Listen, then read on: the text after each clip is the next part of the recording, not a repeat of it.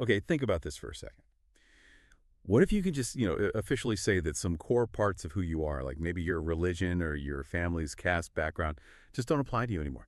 Imagine having an actual official document that says exactly that. It sounds pretty radical, right? Especially in places where these things are just woven into everyday life. They shape how people see you, your legal rights, everything.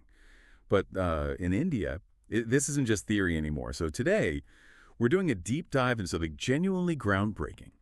There's been a huge legal decision in India that actually lets people opt out, officially, out of caste, out of religion. They can even get certificates saying no caste, no religion. We're going to unpack this whole thing, what exactly happened, why it's such a big deal, and, well, what it could mean down the line for identity itself, really. It really is a unique moment, isn't it? I mean, when you think about how deeply embedded caste and religion are in Indian society, this isn't some minor tweak to the rules. It's a direct challenge Something. to centuries of social norms, yeah, and traditions, and even how constitutional rights have been sort of understood. What we're seeing here is a country grappling with this massive idea of self-definition today. What does it mean to be free from these old categories? It's fascinating.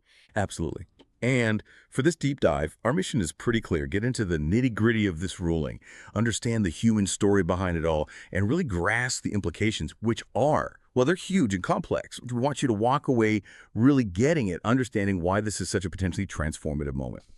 Okay, let's get straight into the specifics, because this isn't just talk, it's an actual directive now. June 12th, 2025, that's the date. The Madras High Court issued a really clear order. They told the Tamil Nadu government basically start issuing these no caste, no religion certificates. And this wasn't like a suggestion, It was a formal binding order. We're talking about a real government-issued piece of paper affirming someone's choice to live without these labels. That's bold. It is bold, and that boldness is really the key thing here. This came from the Madras High Court, yes, but the potential impact goes way beyond just Tamil Nadu. It sets a kind of challenge, maybe even a template for other states, but, and this is important, we have to remember that not all states in India are necessarily on the same page here. Many are probably quite hesitant about something this, well, radical in terms of redefining identity. So it really highlights how pioneering this specific court's decision is. Everyone's going to be watching this. And like with so many big legal shifts, there's a person behind it, Yeah. right? A real human story. The catalyst for this whole thing was a man named H Santhosh. He's from Tirupattur in Tamil Nadu, a father of two. And it was his petition that got the ball rolling. Exactly. And his reason for doing it, his motivation, it's pretty powerful. He essentially wanted to raise his kids free from all the baggage that can come with caste and religion, the constraints, the expectations. And what's really striking is that he stated very clearly that he himself had never used any benefits linked to caste or religion, ever.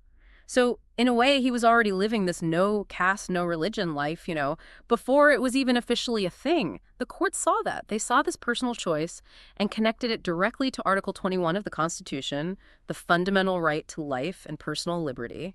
It's about self-determination, really. Wow. And it wasn't an easy road for him, was it? He got turned down initially. That's right. A single judge initially denied his request. That must have been tough. Yeah, I can imagine. But he didn't give up. He appealed to a division bench, Justices M.S. Ramesh and N. Santhosh, and they saw it differently. They were the ones who directed the government to issue the certificates and do it within a month. It just shows incredible determination, doesn't it? Pushing against norms like that. It really does. Now, to really get why this ruling is such a big deal, we kind of need to understand the background. The sheer weight of caste and religion in India. The caste system, it goes back thousands of years to ancient Vedic texts, originally dividing society into these four main groups, or Varnas, Brahmins, Kshatriyas, Vaishyas, Shudras. But over centuries, this evolved, fragmented into literally thousands of specific jatis, or subcastes, each with its own place in the hierarchy. And even though the Constitution banned untouchability and guarantees equality, the legacy of caste, it's still there. It affects social interactions, marriage, education, jobs. It's deep. That's the historical weight this ruling is pushing against. Right. And then layered on top of that, or alongside it, you have religion. India is incredibly diverse religiously. Yeah. You've got Hinduism as the majority, maybe around 80%. Islam is a very large minority, about 14%. Plus Christians, Sikhs, Buddhists, Jains. Yeah. It's a real mosaic. And religion shapes so much personal laws around marriage, inheritance, cultural practices. It's central to life for millions. Absolutely. And if we look at the numbers, just for context, the 2011 census was interesting. It found about 2.87 million Indians, that's roughly 0.24% of the population back then, explicitly said they had no religion. Atheists, rationalists, people like that. Now, there isn't similar direct data for people rejecting caste specifically, but studies suggest that in more urban educated groups, you see similar trends, people moving beyond these identities. So there was maybe a kind of societal readiness, a groundwork being laid for a ruling like this. Okay, so this is where it gets really interesting. The court's reasoning. It wasn't just about Santhosh's specific wish, was it? It was grounded in something bigger. Exactly. It all comes back to Article 21 of the Constitution, the right to life and personal liberty, which is interpreted really broadly in India. It's not just about breathing, right? Not at all. It includes the right to live with dignity, privacy, make personal choices, basically define yourself.